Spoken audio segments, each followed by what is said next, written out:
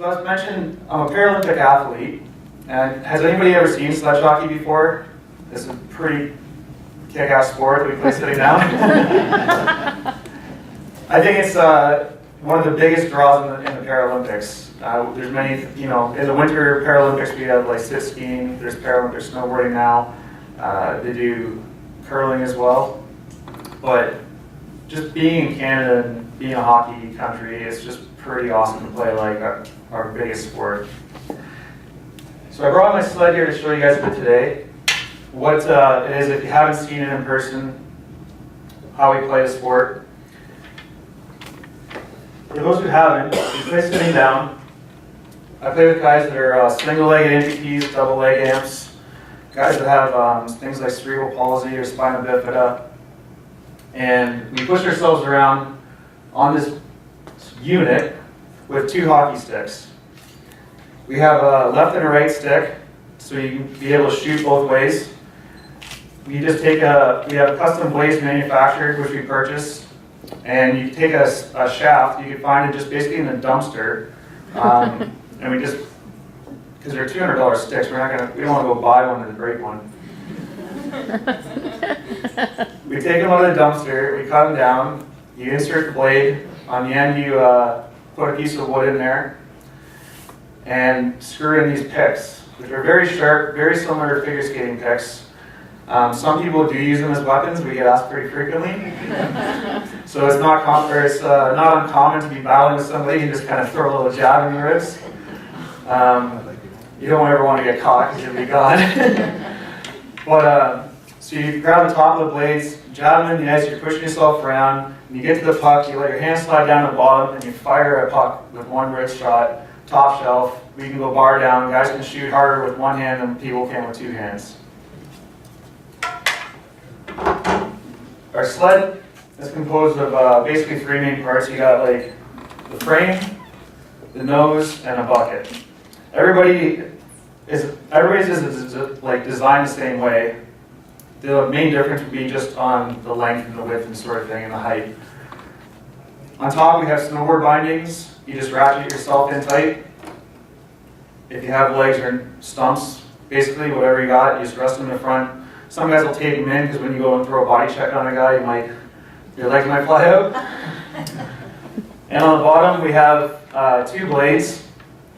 They're similar to hockey skate blades, except ours have a flat profile, whereas a normal skate blade is more arced because you're going to be on your toe and on your heel. But we just glide front to back. We don't go too much. It's always side to side. And when you begin playing sledge hockey, you start out with the blades probably about like 5 inches apart, just so you can maintain balance and learn how to just build the strength and shoot the puck and accelerate. And then as you get better, you move in closer for more agility and sharper turning and stuff like that. Goalies play sitting down as well.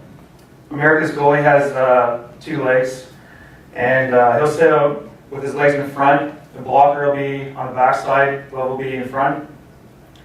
Both of our goalies on Team Canada are single-legged amputees. One guy lost his leg from cancer, another guy in a car accident. And so they'll actually sit cross-legged facing you, and then do the blocker glove thing like this. There's advantages and disadvantages to both. Like America's goalie, when you're sitting down there, you cover more of the lower of the net surface. And he's actually got plastic blades. Plastic will slide easier, but you have to use your hands more to stop, because on the backside of their gloves is where they have spikes, and that's how the goalies push themselves around. They'll jam their hand on the ice, and then the other end of the stick is their mobility.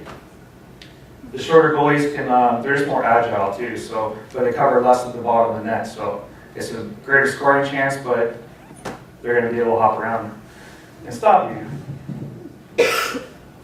The physical side of the sport. This is one of my favorite things. I'm the biggest guy on the team for the most part. I love throwing body checks. We get to rough up the Americans pretty frequently. When we play our sport, that's something we pride ourselves in. We play real hockey. We don't get out there and it's like people look at us like, oh, you're disabled. Do you take it easy, or bang, or just push each other? Like, no, we're out to kill somebody. We wanna like leave a guy on the ice and thinking about his next shift if he wants to come out and face us just like NHL players do. I got a little video here. This is Brad Bowden, one of the best players in the world in the sport. Demonstrating what it looks like moving in full speed, and I'll break it down real quick.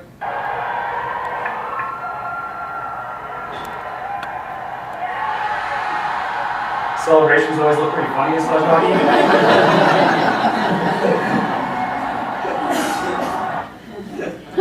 I don't really know how to make it look any better. Sometimes we can grab each other as we go by and keep on our blaze, but it always ends up like a hugging mosh pit on guys. The last thing I got here is what a fight looks like in sledge hockey.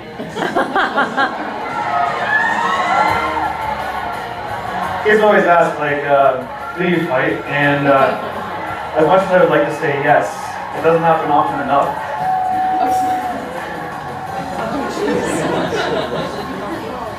The thing about our sport is that you need your hands to push, but you need your hands to throw a punch too. And you're getting over to the guys who drop your sticks, and all of a sudden you realize if you just get pulled away from you can't get back to them, so you look like a dog trying to run on the edge and you just spin your wheels. But stuff like this happens in front of the net pretty often. Helmets stay on, gloves have to stay on because you don't want to get your fingertips run over by a skate blade. And then the second year, you'll see somebody come running in on the side. Wow. But this is the friendly rivalry that we have with America and why we love them so much.